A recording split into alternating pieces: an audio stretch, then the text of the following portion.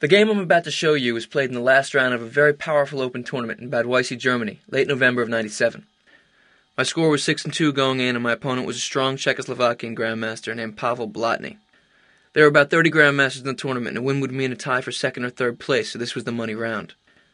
Now, while the study of chess can be a pure, introspective process, the unpredictable nature of competition can often spiral the game away from the poetic and into the brutality of a street fight. A large aim of practical chess study is to develop the intuition so that you'll be completely prepared for carnal war. I study variations in complex positions not to remember them specifically, but to gain the feeling that I have after the study. Then the moves fall away, and all that is left is a peaceful nothingness, which I think is the core of intuitive growth. It is beautiful and essential to swim in the abstract beauty of chess ideology, but we must not lose touch with the dog-eat-dog reality that defines competition. The conditions are always less than perfect. Distractions and ways to be thrown off are countless. In the moments when the chess struggle descends to the level of a desperate animal fight for survival, we have to be resilient and prepared for any crazy twist of events. This game began with a hitch. It was the 9th and final day of a grueling event. The first 8 games had all started at 3 o'clock, so I developed a pre-game routine. I would wake up in the morning, go outside, and breathe the mountain air while walking over to eat breakfast next door. I would sit, sipping coffee, reading War and Peace for a while, then would head back and prepare for my game because the pairings would already be posted. Then my best friend Maurice Ashley and I would take off and throw around the football for a while. We would grab lunch, I would go back to my room, shower, meditate, and off to battle. A pretty peaceful rhythm.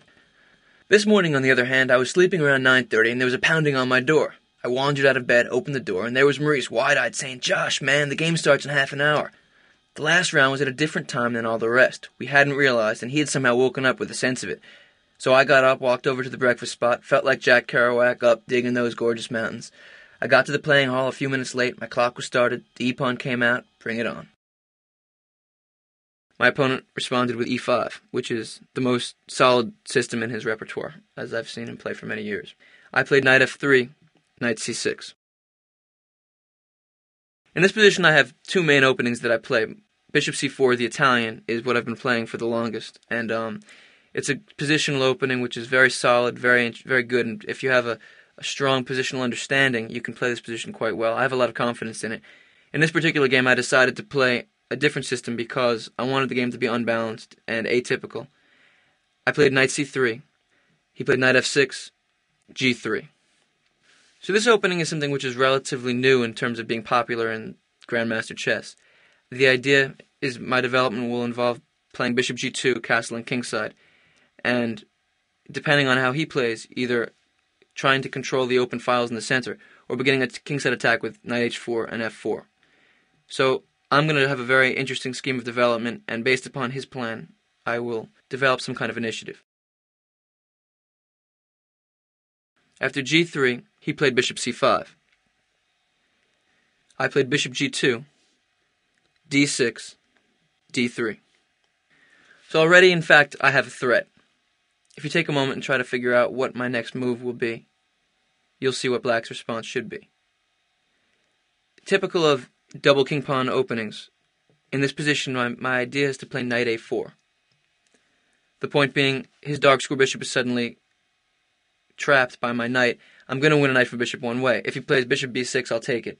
And if bishop b4 check, c3, bishop a5, after bishop a5, b4 chases the bishop back to b6, where I can take it with my knight whenever I want to. The reason that the bishop on c5 is such a valuable piece for Black is twofold. For one thing, this position right now is a closed center. The relationship between bishop and knight is one which is very flexible. The bishop is considered to be slightly better than the knight, and yet they're both considered to be worth about 3 pawns, which is strange. In fact, in an open game, the bishop is slightly more powerful than a knight, but in a closed game, the knight can often be slightly better than the bishop. This double king pawn position is right now not open, but it has the flexibility to open up. In other words, if I play an f4 break or a d4 break, or my opponent plays a d5 break, the game will explode and the bishops will become very important. Also, odds are I'm going to castle kingside. With his dark square bishop on c5, the plan of my playing f2 to f4 opens up my king. If his dark square bishop is gone, then I can play the move like f4 without conceding anything, without conceding any safety of my king. This is a very important piece for him. So after I played d3, he defended against the threat by playing a6. we can see already that the thought process of both of us in this game is based upon what is my opponent's threat. This is something which will develop as we go along. After a6, I castled, and my opponent at this point chose his scheme of development. He played bishop g4, an immediate pin of my knight, which I had relieved by playing h3, and he played bishop e6. So by playing bishop g4, he provoked my playing h3, which I don't mind playing, but the one problem with it is that he wants to play queen d7 next move, attacking my pawn on h3, and then castle queenside. So he wants to see what I do, and then play with that plan.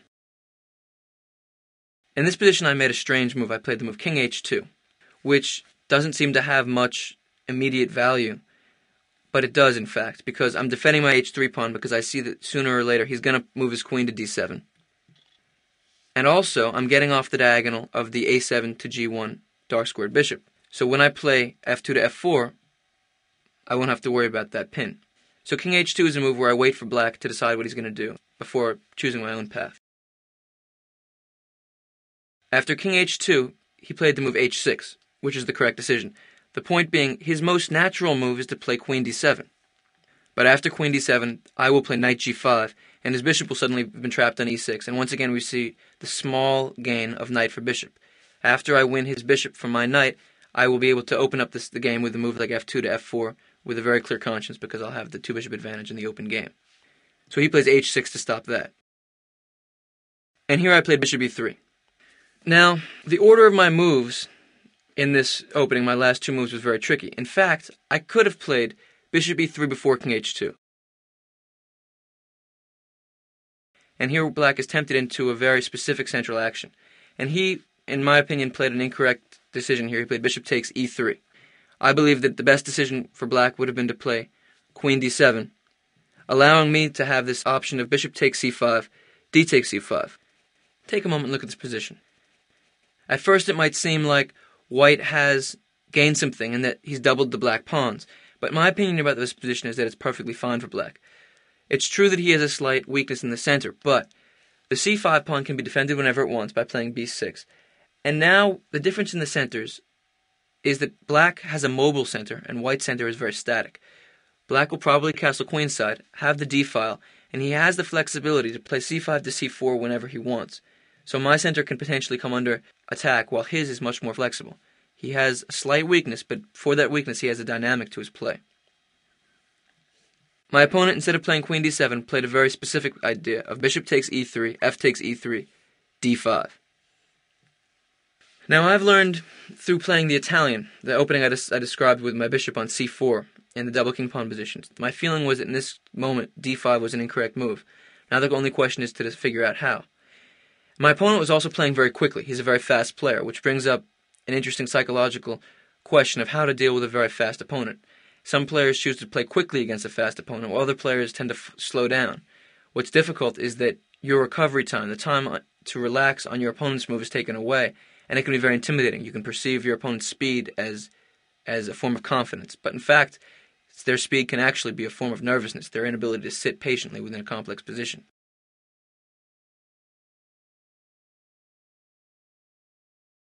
After my opponent played d5, there were two options that I immediately saw. One was to play a very tactical, concrete, specific variation. E takes d5, knight takes d5, and then a long variation which I will describe. The other was to play the move knight h4, which in fact is the decision that I made. After this move I saw my position would be slightly better. After e takes d5 I saw a long variation which was trying to win immediately. Let me show you the variation that I analyzed. After e takes d5, knight takes d5. Knight takes d5, bishop takes d5. I was looking at the variation knight takes e5. Here, black's most obvious move is knight takes e5, and I was looking at the position after queen h5. This looks very tempting. I'm attacking the knight on e5, and if the knight moves away anywhere, I will be attacking the bishop on d5 twice. If he plays bishop takes g2, I play queen takes e5 check, followed by taking back the bishop on g2, and my position will be very good. I'll be up a pawn, and in fact winning. It's very hard to defend the knight on e5, because if he plays the move f7 to f6, we see immediately, of course, this is illegal. My queen on h5 would take the king on e8. The only way to defend the knight on e5 would be to play queen d6, after which I was intending the move rook f5, piling up the attack. But then after all this, what I saw is that this is impossible, because black can simply castle. And after I play rook takes e5, he has the move bishop takes g2, king takes g2. And after the end of this very long variation, he has the quiet g6, attacking my queen. My queen can't move anywhere to defend my rook, and I lose a rook. So this very long variation, which I just described, came out of a lot of chess study, a lot of analysis, a lot of mathematical work. In fact, my intuition told me very quickly that I shouldn't have done this. And in fact, black had another strong idea against this. If we look back at the variation after e takes d5, knight takes d5, knight takes d5, bishop takes d5, knight takes e5, he had another move, bishop takes g2, which his idea is if I play king takes g2, then after knight takes e5, I'm down a piece. So what I had looked at is knight takes f7 here. But here my opponent would have had the move queen d7, getting out of the knight's attack and threatening queen takes h3 check. My only reasonable move, as you can see, is king takes g2. And then he has the simple idea of castling kingside. And suddenly my knight is trapped on f7. What I've just shown you are two variations which refuted very long tactical lines which I could have considered. The second one I, in fact, didn't see. The first one I did see. But the point is that I should have felt, before going into these variations, that it was wrong to be so tactical, because the position didn't call for it yet. And there's a very, very specific danger in calculating very long variations. And when you're playing a chess game, if you start calculating long variations, you have to check them carefully, because it's very easy to have a flaw in your analysis. And the theme of each of the two moves that ended the variations, and this one you've just seen, castling kingside, and the one earlier, g7 to g6, attacking my queen on h5, it's the hardest kind of move to see, the quiet move after a long, complicated variation. So remember, when you're looking at long lines, look for the quiet move in the middle of them, or at the end of them. You might see something very unexpected. So I decided to play knight h4, and I calculated the variation which he played, d4. We can see quickly that if he plays d takes e4, after knight takes e4, knight takes e4, bishop takes e4, white has a very strong position because my light-squared bishop is centrally placed and I can move off to the queen side or the king side at will. I have open lines and white is much better. Also notice that my knight on h4 is crashing in on the f5 square whenever it wants to. My opponent couldn't open up my g2 bishop. One of the aspects of this opening which is very important is that I'm fiend shadowing my bishop into the blockade of my own e4 pawn. But in all of the central breaks which happen either through black playing d5 or f5, that e4 pawn will disappear. So potentially my bishop is very strong, while immediately it's a little bit restricted. And here we moved into a position which we both evaluated very differently. After d4, I played e takes d4, knight takes d4, knight f5. That piece has to be taken care of immediately because it's too strong. Black played bishop takes f5. If he plays knight takes f5, after e takes f5, black's in trouble because the game is opening up with his king still in the center. My bishop on g2 has become very strong, and his bishop on e6 is under attack. He would be in trouble. But my opponent played correctly. Bishop takes f5, e takes f5, c6. I had seen, when I played the move knight h4, this position, had planned knight e4, which I played, knight takes e4, bishop takes e4. And it's from here that the game begins. Take a moment and have a look at the position. What do you think? First of all, we can see that black has a very strong knight on d4. White has a bishop on e4, which is well placed in the middle of the board. It seems to be blocked in by my f5 pawn. And his c6 and b7 pawn battery has a very strong influence on my bishop. It restricts it. On the other hand, my pawn on f5 is very inconvenient for him. It makes castling kingside unpleasant. My bishop on e4 has it's scoping out in either direction. It has the potential to be a very forceful piece. In reaching this position, my opponent thought that he was better here, while I thought that I was better. And I still hold to the idea that white in this position has an advantage.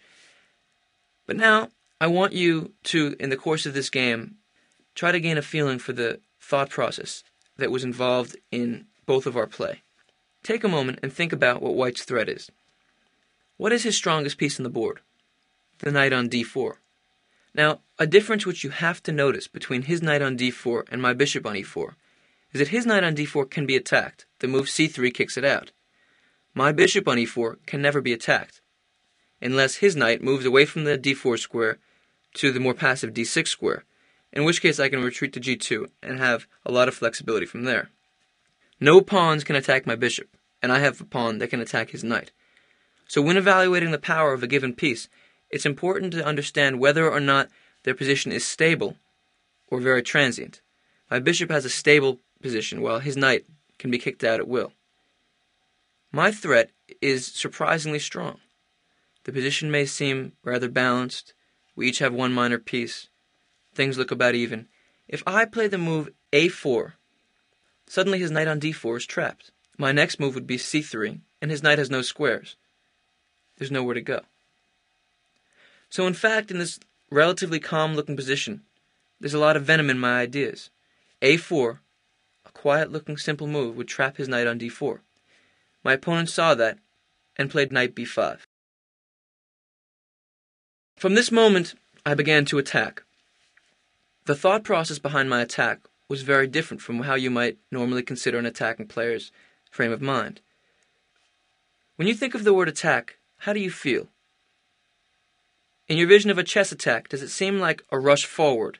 The attack against a king is almost defined, I think, in most people's mind, by a rush at the king, by pieces storming in on him, by him being alone in the air flowing at him, knights, bishops, queens, rooks, crashing in on a guy. What I'm going to show you is from this moment on in the game, I attacked his king not so much by going forward, but by not letting him get away. What is my opponent's idea? In fact, by playing knight b5, he was avoiding a very strong idea of mine, the trapping of the knight in the center. And he's created a very powerful blockading strategy. His next move is going to be queen f6, blockading my f5 pawn. The following move will be knight d6. Suddenly the whole position has transformed. My bishop on e4 is completely blockaded. My pawn on f5 has no mobility. His knight on d6 is attacking my bishop and take it whenever he wants. This is a very important principle which I discuss with my students, the idea of tension between pieces. Here, his knight on d6 has tension on my bishop on e4, while my bishop on e4 is not returning that tension. So he has the option to take while I don't have that option. If you were to consider, for instance, if his knight were on d5 instead and my bishop were on e4, here I would have tension on the knight, meaning I can take whenever I want. So in all the tactical possibilities of the position, I have the option of capturing it at any moment. This is a very important theme relative to the dynamic of two different pieces, the idea of tension between them. If you go back to the position of his queen on f6 and knight on d6, suddenly all of my central play has become static. He has tension on my bishop. If my bishop moves back, my f5 pawn becomes very weak. Then he can castle either queenside or kingside and develop an attack against my king. Things can suddenly turn bad. So by the move knight b5, it's a typical prophylactic move. He's stopping my threat and creating a very powerful and yet detached one himself. Grandmaster threats are not easy. Well, you might not have seen that I was threatening a4 to win a piece.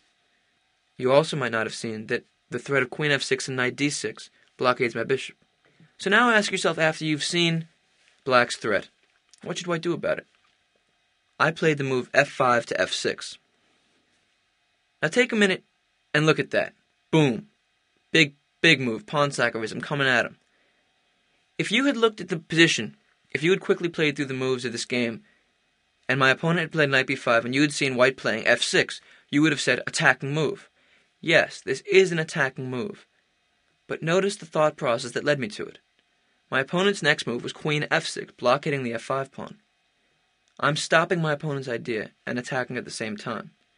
So I came to the aggressive move through prophylactic thought. And this when I describe the ideas of soft is hard in chess, and the movements between different extremes defining one another. In this instant, I came to a very hard attacking move through a very soft, flexible, defensive prophylactic strategy or thought process. After f6, my opponent has a problem.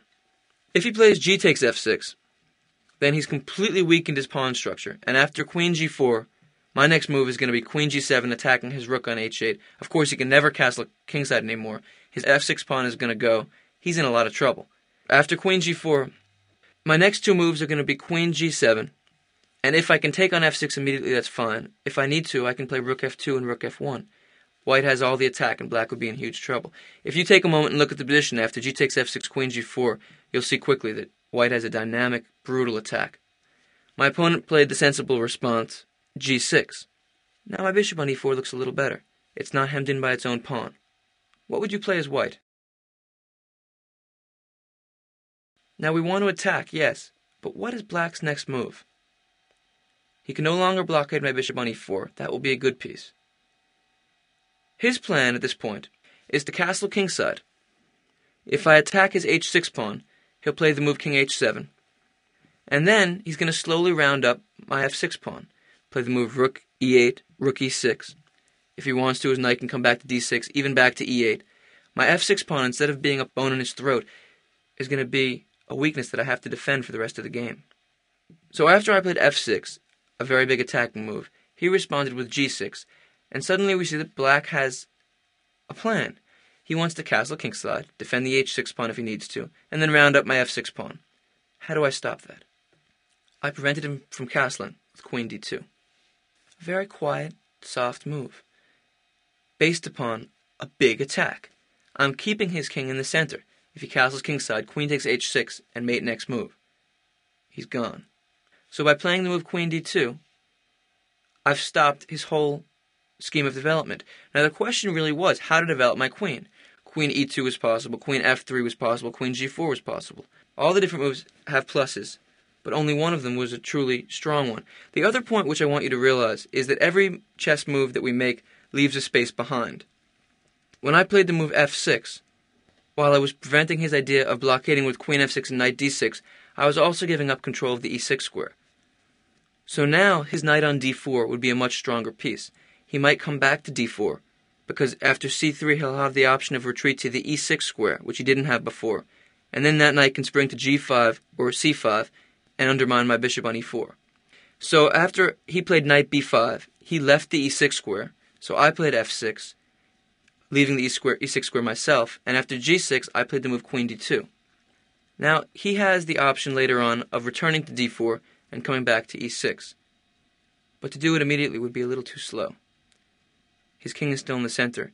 He played queen d6. And now take a moment. What would you do with white? Base your thought process on black's idea.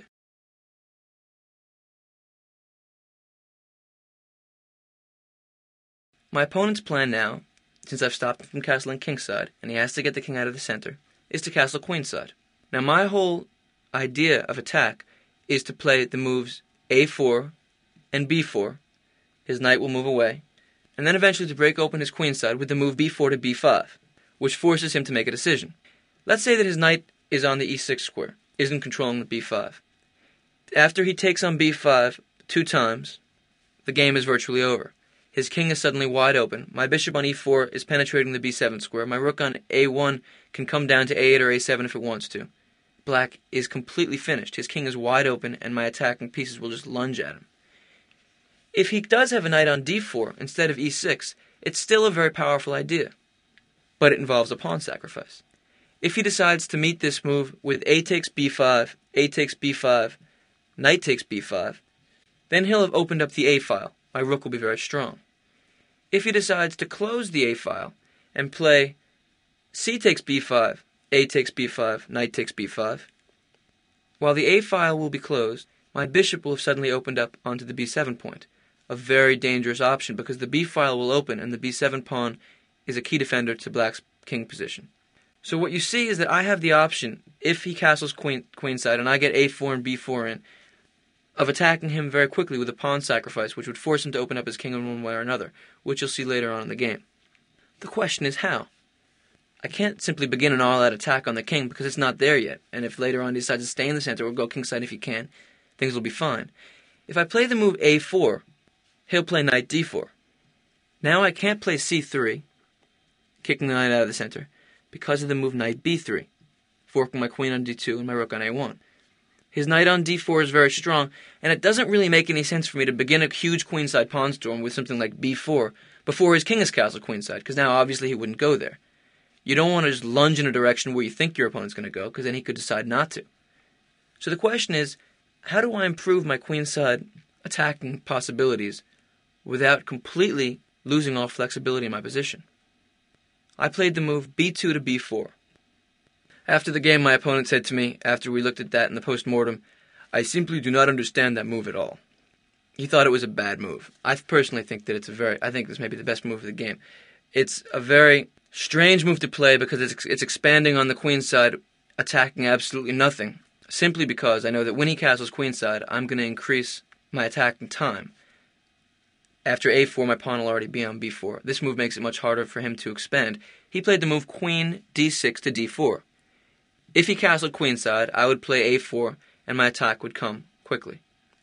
b4 was another very strong attacking move, but the reason it was an attacking move is because it was a prophylactic move. It was stopping black from going where he wanted to go, keeping the king in the center. My opponent, in turn, took the space that I left behind. He played queen d4. Now, for one thing, he's occupying the c3 square. His idea will later be to play knight c3, or maybe even queen c3, and knight d4. We can see that by playing b4, I've weakened my dark squares. But my opponent now has another idea as well. He wants to castle queenside. After castles queenside, he'll have an added threat to his position. What is it? If I were to go on with my attack and play a move like a4, he would surprise me pretty badly by suddenly throwing in queen takes e4. My pawn on d3 is pinned to my queen on d2. So by playing queen d4, black has done something very serious. He's made the move castling queenside an attacking move. Now I have a little bit of an issue. If after queen d4 I play a4, he's going to play the move knight d6. My bishop on e4 is attacked. And after my bishop comes back to g2, he's going to play the move knight c4, attacking my queen on d2. And after she moves, he's going to play the move knight e3, attacking my rook on f1 and my bishop on g2. And suddenly my attack has been frozen. Black's game is perfectly fine, and he has the initiative. So after my opponent played queen d4, his idea is that both a4 is impossible. Castling queenside will come with threat. What should I play? I played the move bishop g2, responding to his attack before it's even there. Another example of prophylactic thought. And now black has to make a decision. He has to make a committal move. And here he castled queenside. So you can see that what's been happening is he's wanted to castle queenside for a while now, and I've slowly been improving my attacking position. And we've reached a moment where I finally play a4. He plays knight d6. What should I play? There are different options here. For one thing, you may want to run ahead with b5. But this would be a mistake. It's coming a little too fast. After b5, a takes b5, a takes b5, knight takes b5. I don't really have compensation for the pawn. I don't really see what to do. He has strong central play. His knight is coming into c3 if it wants to. His king will be all right in the center. There's no real way to justify the pawn sacrifice. I have that to hold for later. His queen on d4 is bothering me. Should I play c3, pushing it away? No, that would be a mistake too. He plays the move knight c4. If I take his queen on d4, then he takes my queen on d2. He's attacking my rook, and after I attack his knight, he'll simply play the move knight to b3, attacking my other rook, followed by knight takes d4. Black will be up a pawn. I'm in trouble. If after knight c4 I move my queen, then he'll take the d3 pawn, and I'll be much worse. So we see that black's decision to castle queenside was filled with venom. I can't kick out his queen with c3. My attack with b5 is a little premature. In this position, without white moving, what is black's threat? His next two moves, if I don't move, are knight c4, attacking my queen. I remember my d3 pawn is pinned. And after my queen moves, entering my game with knight e3, attacking the rook and my bishop on g2. And after my bishop on g2 leaves the board, my attack against his king will be weakened. The bishop on g2 is a huge attacking piece in this game, because after his c6 pawn leaves, it's going to knife into the b7 point, and he'll be in a lot of trouble. So we see his idea. What do we do about it? There's a temptation in chess to think about the first layer. So when I said, what do we do about it? What's our move? You might have thought, how do I stop knight c4? Okay, that's one way to go about things. But is knight c4 in itself so powerful? No. The move that's powerful is knight e3. I played the move rook f to e1. Now this might not seem like an attacking move, but it is. I'm stopping my opponent's idea and preparing a huge attack, but just properly. If he plays knight c4 now, after my queen goes back to c1, his last move looked ridiculous. The knight can't come into e3 square, and the only thing to do since it's now attacked is to go back to d6.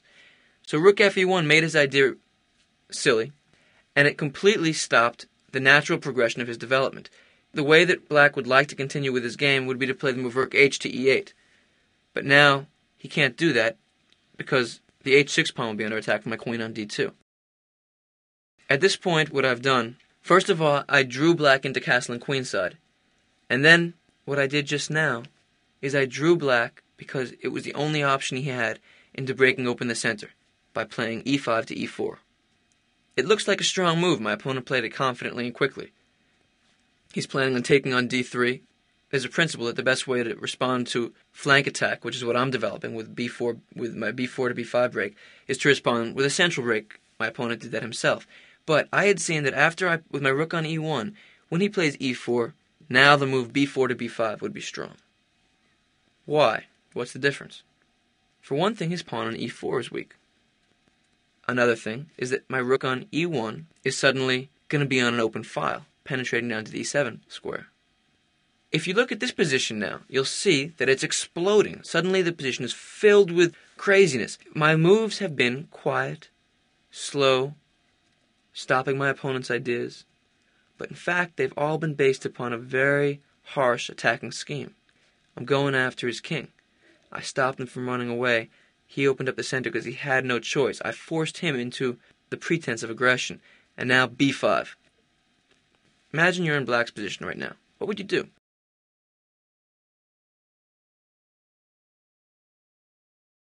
Let me begin by saying that the idea of flinging out a move like knight c4 is completely useless because it just attacks my queen, and after my queen moves, you're going to have too many other issues to worry about. Say the move queen to b4. Black's in big trouble. There are really two ways to handle the situation.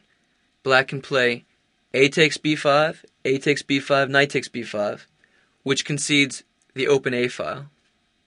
Or he can play c takes b5, a takes b5, knight takes b5, which keeps the a file closed and opens up my bishop on g2 to the b7 square. Which one would you be more tempted to play? Notice also that if he were to forget about all the queenside play and play e takes d3 in the center, after b takes c6 or b takes a6, black would be in huge trouble. His whole king side is opening up. My rooks will penetrate along the open files, and black is going to be in huge difficulty very soon. He needs to immediately deal with my b5 pawn. Which decision would you make? Most people would tend to want to keep my rook on a1 and play c takes b5, a b5, knight takes b5, and this in fact is what my opponent did.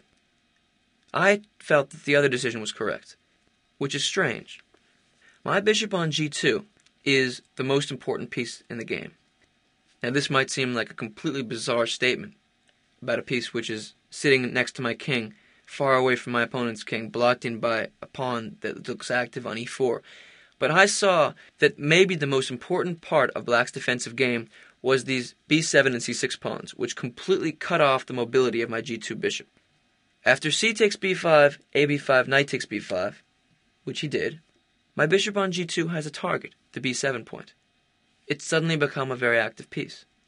If he had instead played a takes b5, a takes b5, knight takes b5, I would have played the move queen f4. Now this might seem strange at first. You'd want to play rook a8 check. Boom, we have a check, let's do it. But in fact, moves like that are often better kept as potential as opposed to converted into immediate energy. If rook a8, after my opponent responds with king d7, my rook has to immediately be traded. Rook takes d8, rook takes d8. I've lost a very important attacking piece, and his king is actually pretty safe. It can come back to c8 if it wants to, and it's hard to attack it on d7. After the move queen f4, though, rook a8 check will be much more interesting. Plus, if he plays the tempting e takes d3, we see that I have forced mate. Rook a8 check, king d7, rook e7 mate. So by playing one patient move, what I've done is I've said, you have no way to improve your position, and I'm going to develop the attack. After queen f4, my opponent pretty much has to stop rook a8 check. He plays knight c7. And then I would respond with bishop takes e4, and we have a normal chess position in which white has a big advantage. My bishop on e4 is very strong. I have an attack against his king which is opened up. I'm going to put rooks on b1 and a1, pile up on the b7 pawn. He's in trouble, but the position is playable. I think this was slightly better because my attack doesn't come immediately. On the 24th move, my opponent chose to play cb5, and after ab5, knight b5, a decision which most people would probably make. What should I do? Now, I've just sacrificed a pawn. We might want to take it back with bishop takes e4. Be careful, don't take it back with the rook on e4. Queen takes a1 would make us look kind of bad. Your reaction to this kind of position could easily be emotional. You could feel the need to run forward. You could feel the need to play mechanically, automatically, without thinking about your opponent's ideas. But when you play against strong players, they're constantly responding to your ideas and creating their own at the same time. Here my opponent has a very specific defensive plan. If I play the automatic bishop takes e4, what he wants to do is plant a knight on d6. Now my bishop on e4 is threatened, so it should come back to g2. After my bishop comes back to g2, we can see that my f6 pawn is very weak. He can take it immediately, for instance, with queen takes f6. And I've been describing how my bishop on g2 was so important because it keyed in on the b7 point. But if his knight is allowed to anchor on d6, he defends that point very well. It's hard to continue the attack with the knight on d6. So, in this position, in which he has a pawn on e4 that I can take a number of different ways, my pawn on f6 is hanging, things look strange, but his king is open, it's easy to be caught up in the emotion and the passion of the attack. We might just easily take on e4, but now we've taken a moment, we've seen black has a strong defensive idea, which is very similar, notice, to the blockading idea he had before, when my pawn was on f5, of putting a queen on f6 and a knight on d6. Now he wants to put the knight on d6, which will nullify the effect of my bishop on g2. What did I do?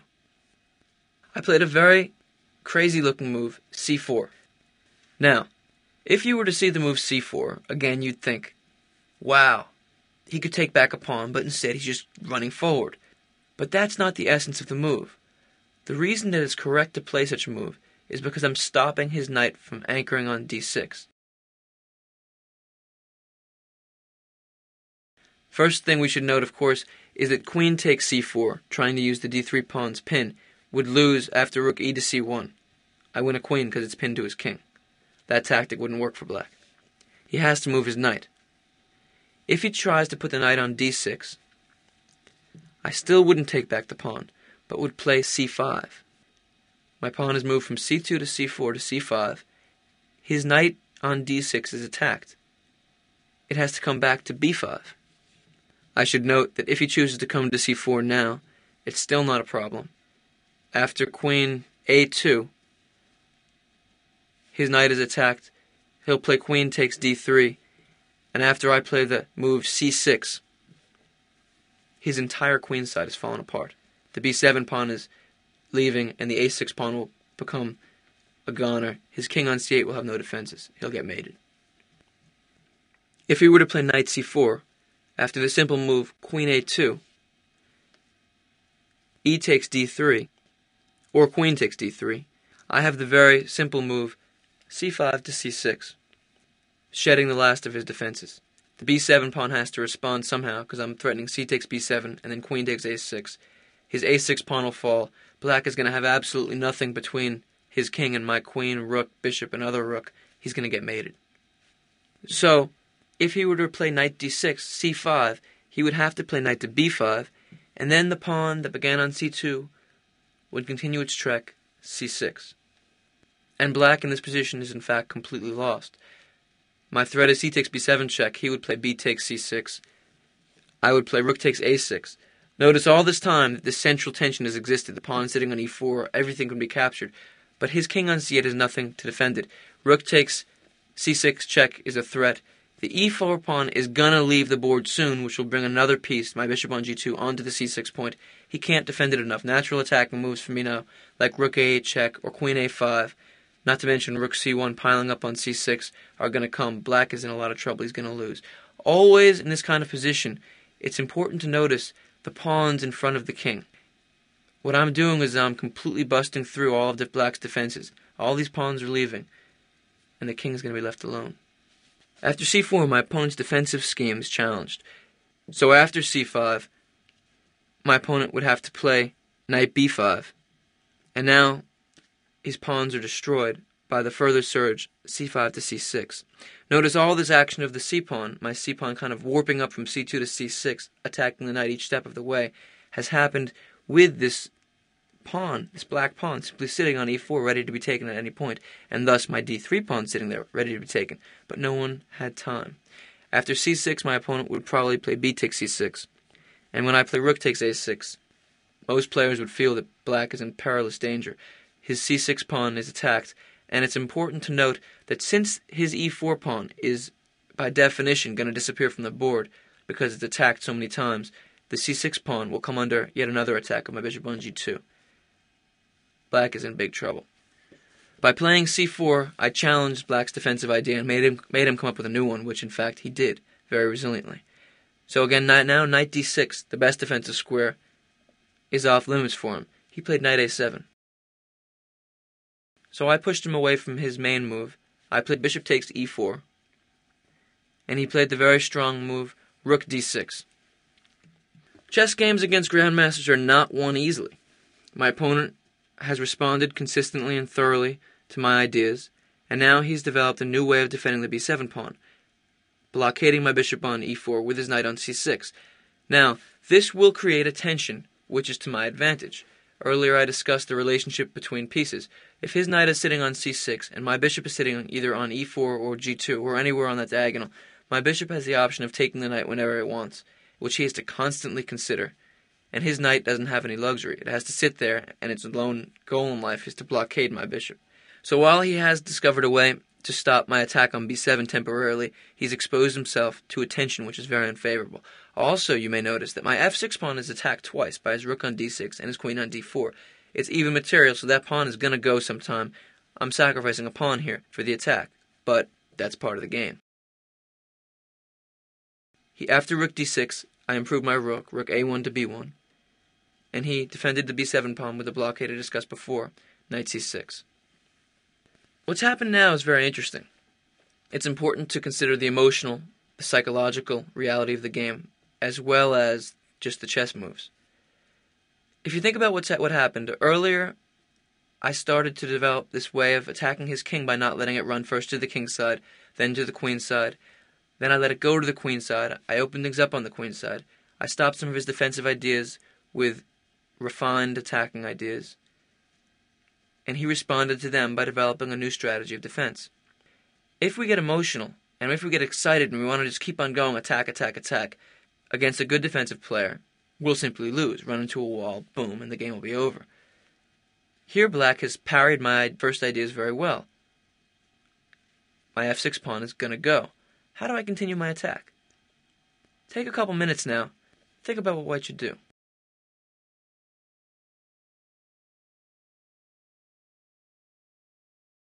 What black has done is he's first of all taken away the key b4 square from my queen. I'd like to play queen b4 and attack the b7 pawn.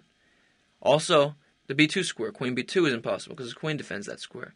Obviously, I don't want to be trading off pieces now when I'm attacking. My f6 pawn is being taken soon.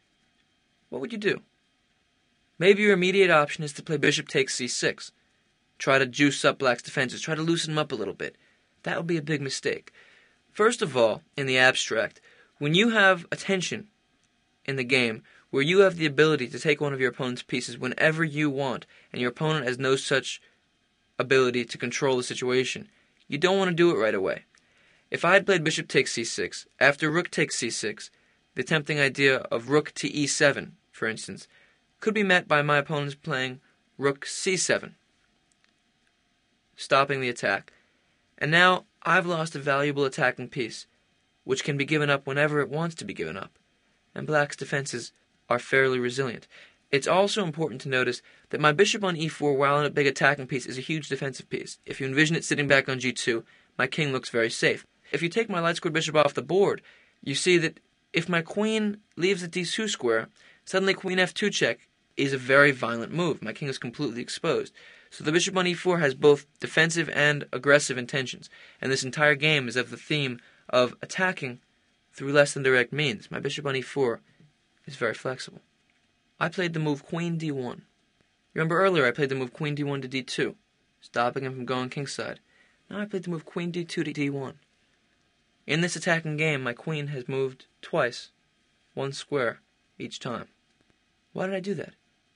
It's a very flexible move. For one thing, my queen is knifing out to the b3 square, which would attack b7, which will be tough to defend. Also, the option of queen g4 check is very important. Both these ideas are very important from a strictly attacking point of view, but there's another truth behind the position. Black was threatening to play rook takes f6. If you imagine that it were black's move, after rook takes f6, first of all I've lost a pawn, and second of all he has a threat, rook f2 check, winning my queen on d2. This would be very tough to handle.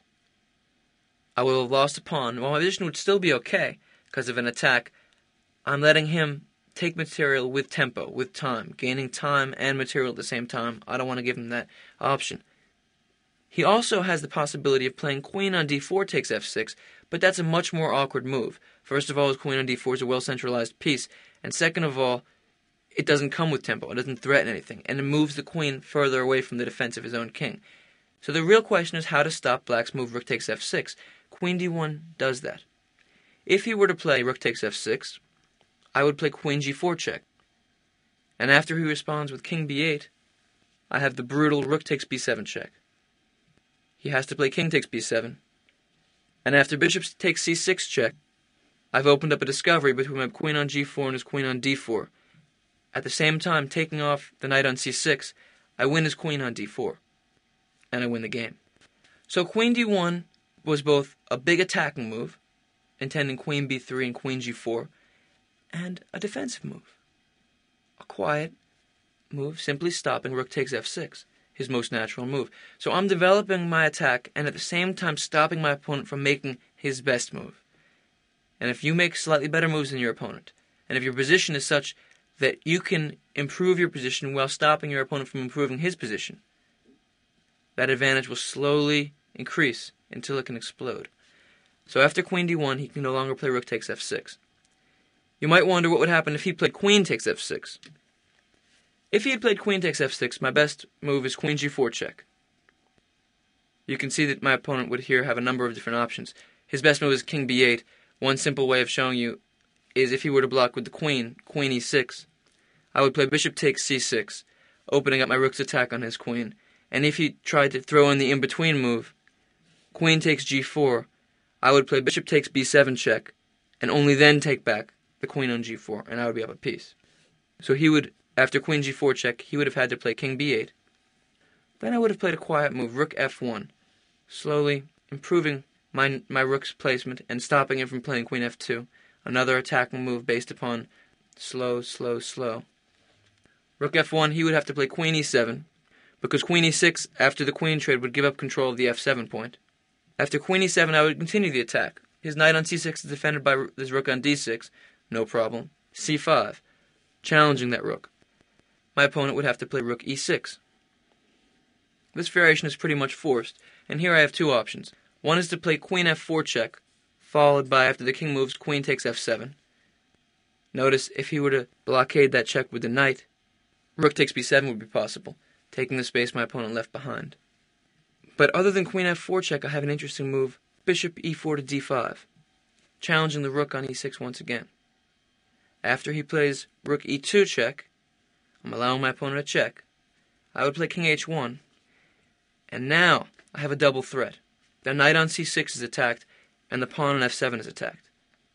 My opponent's best move is to defend the knight on c6 with rook c8, and now in this position, the simple queen f4 check, king a8, queen takes f7 would lead to a completely dominant position in which both my rooks after the queen trade are going to be honing on the b7 point. His knight on c6 is passive, my bishop on d5 is active, all of his pawns are weak, all of my pawns are fine.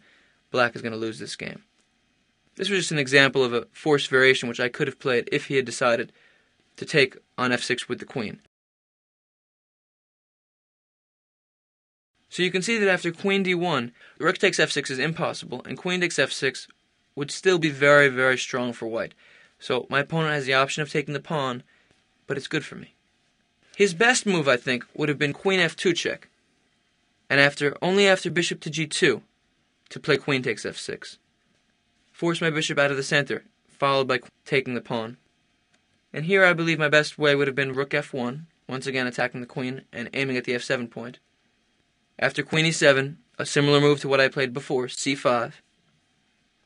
And after rook e6, maintaining control of the c6 knight, to play the central move, d4.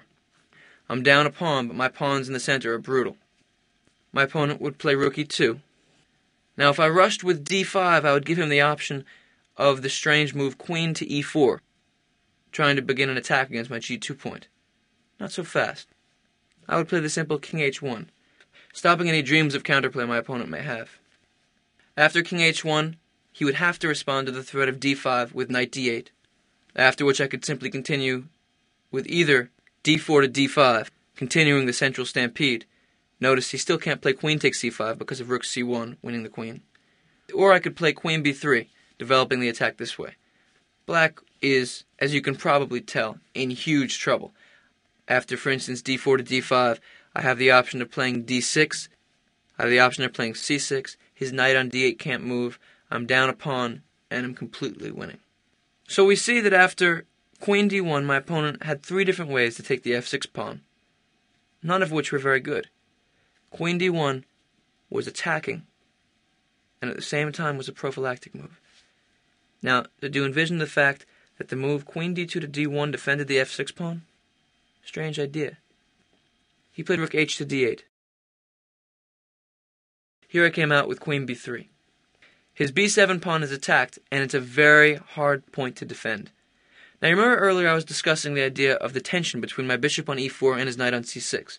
What can happen in that kind of situation is that black can tend to think that the trade that I control, bishop takes c6, is not anything to worry about. It's fine.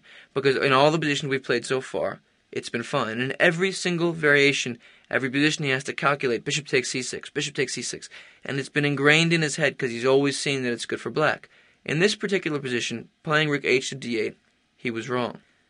After queen b3, the logical way of defending the b7 pawn is rook 8 to d7. But this position is one of those moments where the tension shows its value. After the simple bishop takes c6, black is put into quite a bind. B takes c6 is impossible because of queen b8 mate. The only other move is rook takes c6. And after I play rook e8 check, the defense of the b7 pawn is thrown into chaos. Rook d8, queen takes b7 is mate. He has to play king c7. And now, after queen takes b7, the black king is forced up to d6, and I think we can see that he's in big trouble. So after the simple move queen b3, he can't defend with rook 8 to d7. He also can't defend with rook 6 to d7, because after bishop takes c6, his only option would be to take with the b pawn, and then queen b8 would be mate.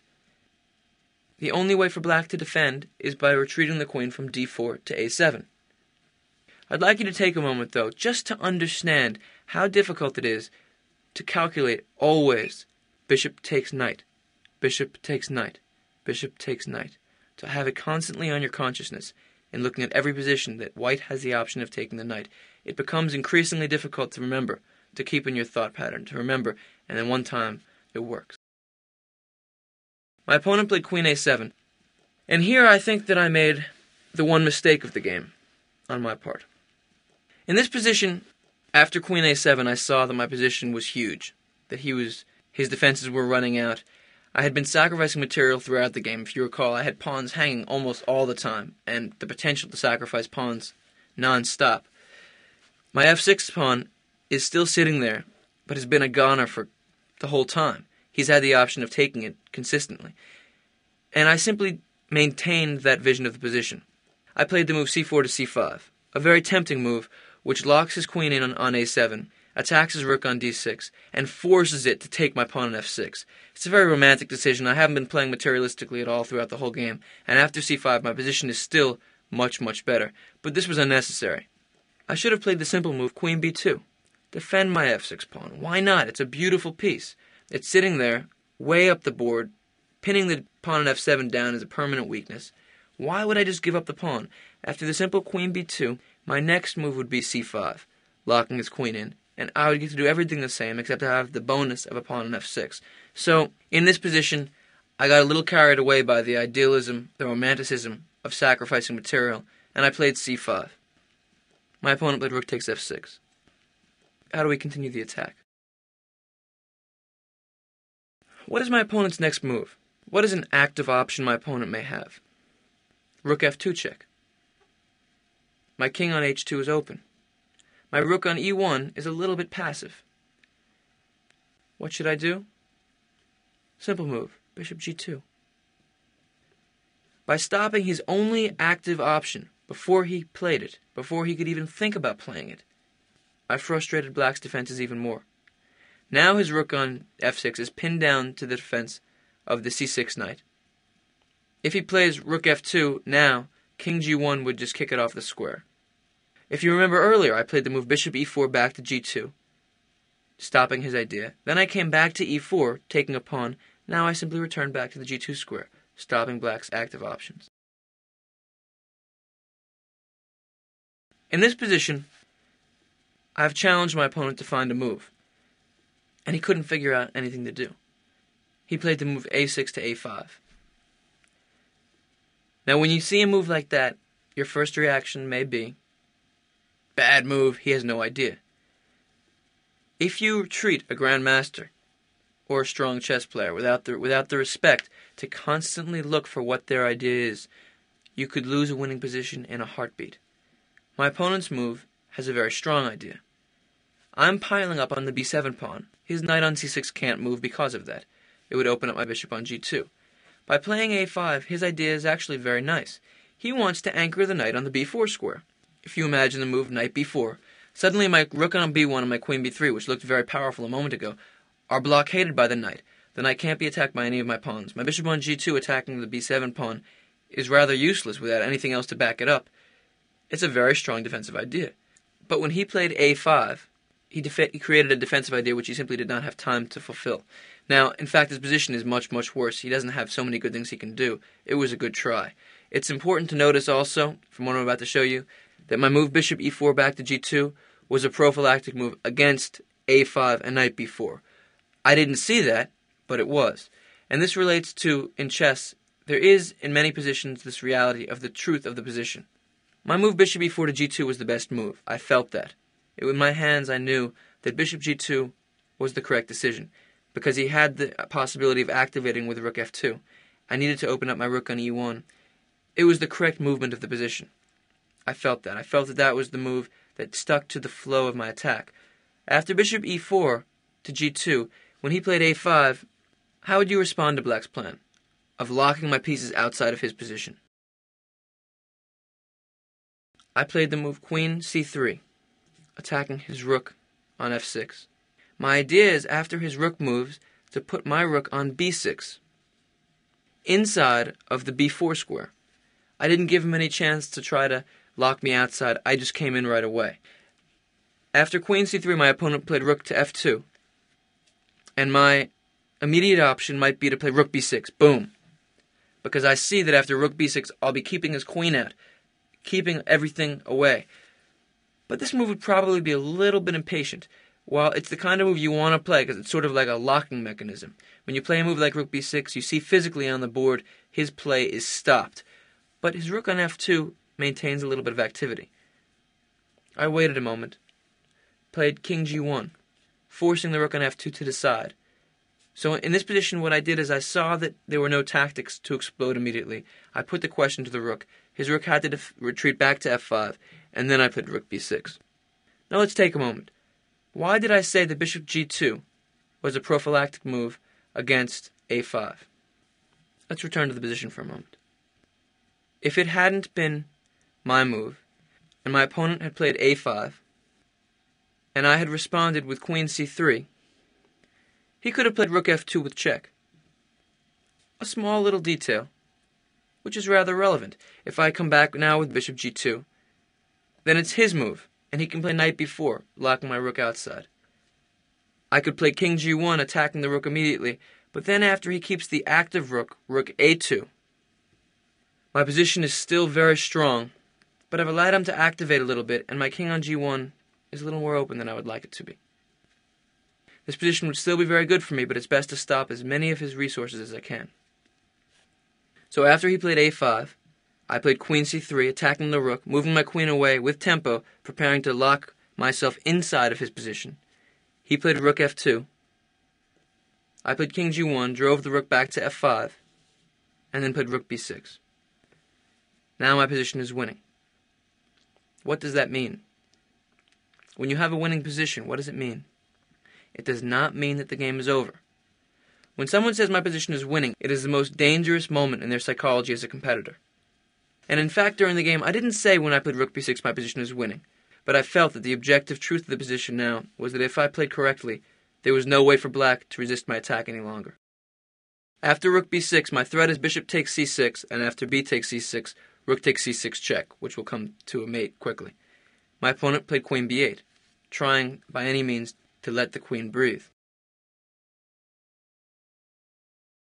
Now, remember I just said my position was winning? Does that put in you the emotional need to just crash in and win immediately? Isn't the most natural move here bishop takes c6? The pawn on b7 can't recapture because the rook takes b8. Looks winning for me. If I were to play that move, I would lose. Queen takes g3 check. After I retreat with bishop g2, my opponent would simply play rook f5 to f2, and there is no way to defend against mate on the g2 square. So my position is very good. I've reached the moment where his defenses are about to fall apart. But if I still make one inaccuracy, if I get overconfident, if I get material, if I start to think of the position in terms of being winning, if I start to think about what I'm going to do after the game, one mistake and all the hard work, all the good moves will fall apart. He threatened my g3 pawn. I continued my attack while stopping his ideas. I played d4. This move has two ideas once again. It has the threat of maybe playing d4 to d5, pushing him backwards, continuing my attack, and it simply defends my g3 pawn. My queen on c3 now defends g3. My opponent tried somehow to continue rook g5. At this point in the game, what he's doing is he's attacking anything he can because that's all he can do. This is like the black position is a time bomb. I played king h2, another patient move. See, these kinds of moves are very hard to play. Patient moves right before you win. The 2 or 3 slow moves you have to make just before it all ends. And now black has no way of holding on. My threat is bishop takes c6. His pawn on b7 is pinned. His only reasonable move is queen c7. After he played queen c7, what would you do? This is a very dangerous moment in competition. His little counterattack didn't work. Now we know it's time to end it all. How do we do it? Your first emotional reaction may be, come on, man, let's keep the attack going. d5. Let's roll the pawns at him. This would be a huge mistake. By playing d5, it's true I try to kick the knight out and then keep on pushing in the center. What I allow him to do is a very typical defensive idea of sacrificing an exchange to stop my attack. He would simply play rook g takes d5. And suddenly I would feel like a total idiot. After bishop takes d5, rook takes d5, the knight on c6, instead of being vulnerable, is a solid piece. He has 2 pawns. Yes, I can win a pawn probably later. But right now he has 2 pawns for the exchange. His knight on c6 is strong. By playing rook d8, his king on c8 will be strong. And my king on h2 is wide open. In this position, black has very good defensive chances. Very good counter chances. Here I'm on the edge, on the very brink of victory. Gotta make the right decision. I piled up on the point that he can no longer defend. Rook e to b1. The b7 pawn can't be defended by anything else than the queen and the king. If he tries to blockade by playing knight b4, I've already gotten 1 rook inside, and by playing knight b4, he opens up my bishop onto the b7 square, so I can take it. After rook b1, black has nothing. My threat, if it were my move, is simple. Rook takes b7, forcing queen takes b7.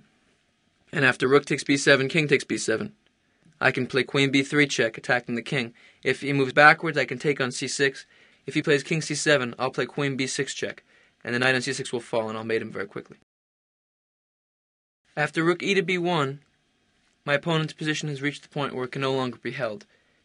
The b7 pawn is falling. He has no other option but to try to give back some material to hold on in some other means. He played rook g to d5, opening up my bishop onto the rook. It's the only way to blockade the diagonal. Now, in this position, most players would have, once again, a reaction which would be to quickly take on d5. That would be a mistake. There's no reason to rush. First, I played rook takes b7. his queen has nowhere to go, so he has to play queen takes b7. And after rook takes b7, king takes b7. How would you win the game? So right now you're sitting across from a grandmaster. You're in the last round of a strong open tournament. There's a whole crowd of people around. You've just passed the time control. You have an hour for your next 20 moves. What is your next move? One option might be to play bishop takes d5, take the rook. That's possible, but not correct.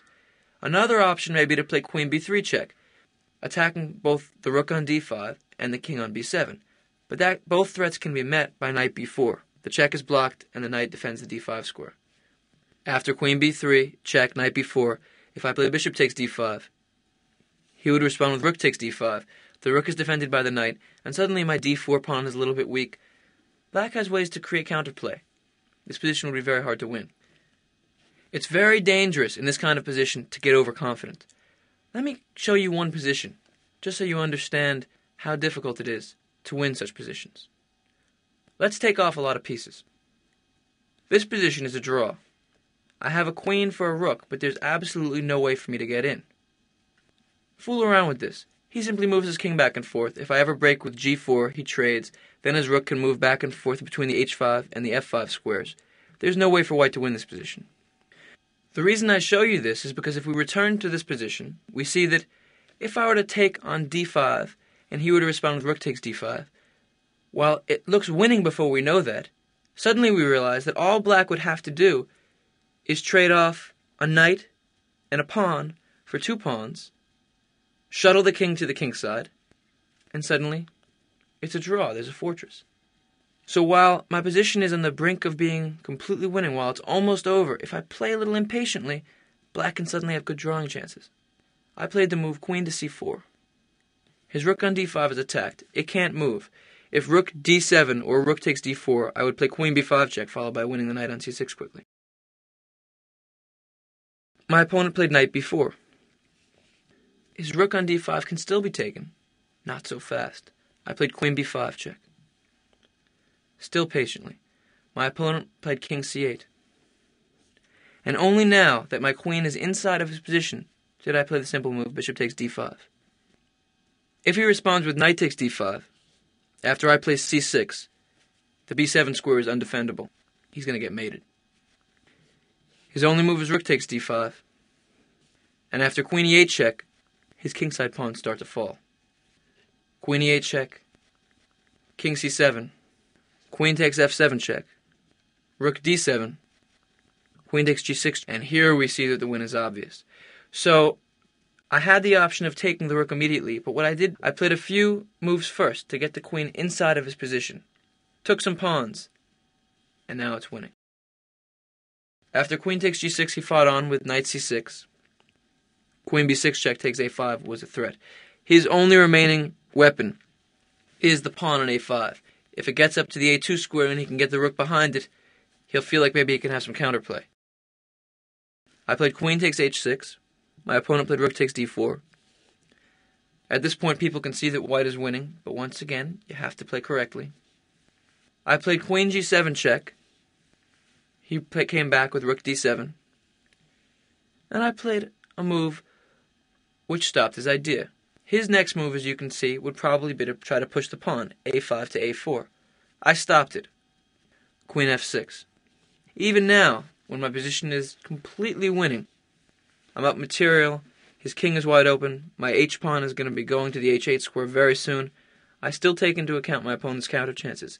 If he plays a4 now, it makes with queen f4 check, takes a4. He just loses the pawn. He played rook d2 check. And I played king h1. Why? In the endgame, you want to centralize your king. That's a rule. The most natural move would be to play king g1. What is the logic behind king to h1?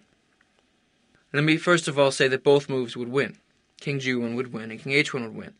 What I'm doing by playing king h1 is limiting my opponent's counter chances the most I possibly can. The reason I didn't play king g1 is completely abstract. The point is that there is a drawing scheme in this kind of position which is very tricky. If you know it, it's very good. If you take away my white queen for a moment and you put his knight on d4, Black has a forced draw, no matter what other material is on the board, by playing knight f3 check, king to f1. If king h1, then rook h2 is mate. King to f1, knight h2 check, king to e1, knight f3 check, king f1, knight h2 check. If I go to g1, knight f3 check again. There's no way for the king to get out of that little net.